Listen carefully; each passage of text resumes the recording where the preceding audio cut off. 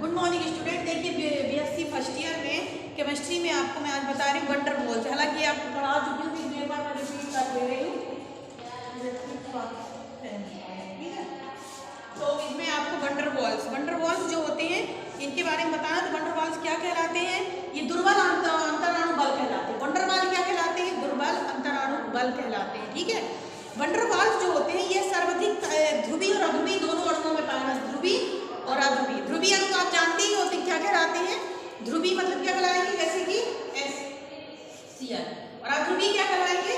H2O। मतलब दो जब प्लस और माइनस रहेगा तो ये ध्रुवीय होगा, जब केवल एक ही या तो माइनस चार्ज हो या प्लस हो या न्यूट्रल होता है तो वो अध्रुवीय कहलाता है। ये आपको समझ में आ गया होगा। ठीक है, तो इन बलों को अंतराणु बल कहते हैं। ये निम्न प्रकार से होते हैं: कम गैस वाले, सबसे कम ठोस, फिर द्रव, फिर गैस। इस तरह वंडर वॉल्स कैसे होते हैं? ठोस, द्रव और गैस। इसके अकॉर्डिंग अपन इनको पढ़ सकते हैं। 1813 में वंडर वॉल नामक वैज्ञानिक ने इसकी खोज की, इसलिए इसको क्या कहते हैं अपन?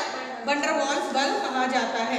ठीक है, ये समझ में आ गया होगा। वंडर वॉल क्या है? वंडर वॉल का मतलब आपको समझ में आया कि ये क्या होते हैं? बहुत ही ज्यादा वीक या दुर्बल, जिसको दुर्बल अंतराणु बल को ही वंडर वॉल बल कहा जाता है। ठीक है, इसके बाद आप देखोगे कि इनके प्रकार में देखो, पहला डाइपोल मींस द्विध्रुव आकर्षण बल। ये देखिए डाइपोल या द्विध्रुव आकर्षण बल। द्विध्रुव आकर्षण बल वह है जो ध्रुवीय अणु जैसे NH3 हो गया, HCl हो गया, इनमें पाया जाता है। याद रखना तो भाई डायग्राम मतलब जिसमें एक प्लस और एक माइनस, जिसमें एक प्लस और एक माइनस होता है वो क्या कहलाता है? डाइपोल या द्विध्रुव आकर्षण बल कहलाता है। ठीक है, ये इसका एग्जांपल है।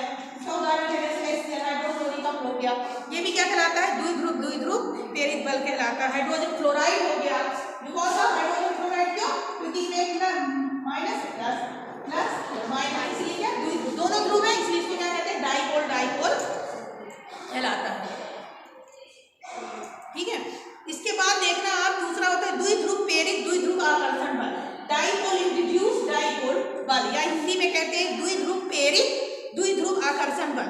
यह आकर्षण बल उन अणुओं के मध्य लगता है जहां अध्रुवीय अणु क्या कहलाते हैं? हमने अभी आपको बताया जिसमें कि केवल एक ही चार्ज, जैसे ऑक्सीजन है, O2 हो गया, है ना, O2 हो गया, नाइट्रोजन हो गया, इनमें क्या पाया जाता है? अध्रुवीय होता है। तो इनमें कौन सा बल पाया जाता है? डाइपोल इंड्यूस्ड या क्या कहते हैं? द्विध्रुव प्रेरित आकर्षण बल। ठीक है, तो इसमें क्या होता है? इसमें ऑक्सीजन जैसे अध्रुवीय अणु तथा पानी होता है वो क्या हो जाएगा? ध्रुवीय अणुओं के मध्य जब क्रिया कराई गई, देखो आप देख रही होगी ये पानी है और ये ऑक्सीजन है। ठीक है, तो ये ध्रुवीय और अध्रुवीय दोनों के मध्य हो रही है। समिति का मतलब क्या होता है? जब कोई भी इलेक्ट्रॉन वगैरह समान भागों में बटे होते हैं तो समिति क्षेत्र हो गया। जब इसके आपस ये हो गया, इसमें न्यूक्लियस हो गया।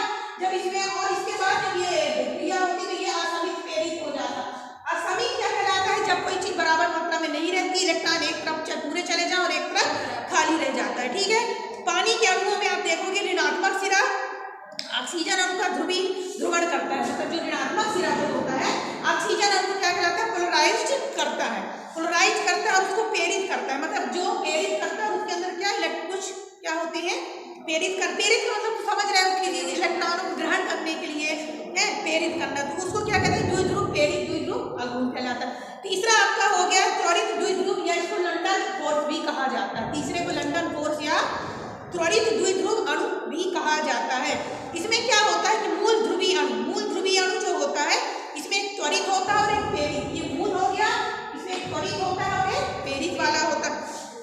तो इस प्रकार का बल किसमें पाया जाता है? ये भी ऑक्सीजन में, नाइट्रोजन वगैरह में पाया जाता है। ठीक है, ये क्या होता है? स्थायी ध्रुव आघूर्ण नहीं बताता। ठीक है, इसमें क्या होता है कि निरंतर क्या होते हैं? तेज गति से चलायमान। ये त्वरित मतलब समझ सकते तुरंत ये क्रिया और प्रतिक्रियाएं इसमें होती है। इसमें वंडर वॉल को प्रभावित करने वाले कारक, अब देखो वंडर वॉल को प्रभावित करने वाले कारक में सबसे पहले आप देखोगी कि अणुओं में उपस्थित इलेक्ट्रॉनों की संख्या। इसको प्रभावित करने वाले कारक जो कहलाएंगे, इसको क्या कहेंगे? Factor of effective wonder walls. तो ठीक है, तो पहला क्या हो गया? अणुओं के उपस्थित इलेक्ट्रॉनों की संख्या। तो अणु में जो इलेक्ट्रॉनों की संख्या जो होती है, संख्या बढ़ने से वंडर वॉल्स क्या होते हैं? का मान भी बढ़ता है। तो जैसे हीलियम हो गया, नियान हो गया, आर्गन हो गया, क्रिप्टॉन हो गया, ये सब क्या कहला गए? वंडर वॉल्स प्रभावित करते हैं और इनका क्वथनांक भी क्वथनांक मतलब क्या होता है, जब कोई चीज गर्म होती है। उसके बाद है अणुओं का आकार। अणुओं का आकार वन डेर वाल को भी मान को प्रभावित करता है, ठीक है।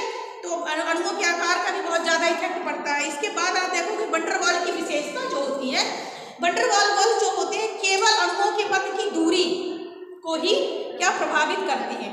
ये बलों के काफी मतलब जो मान जो क्रम होते हैं, केवल बहुत कम दूरी तक ही क्या रहते हैं, प्रभावी होते हैं। ये वन डेर वाल जो होते हैं हाइड्रोजन बल की अपेक्षा दुर्बल बल कहलाते हैं, ठीक है। इनका उपयोग क्या होता है, संघनित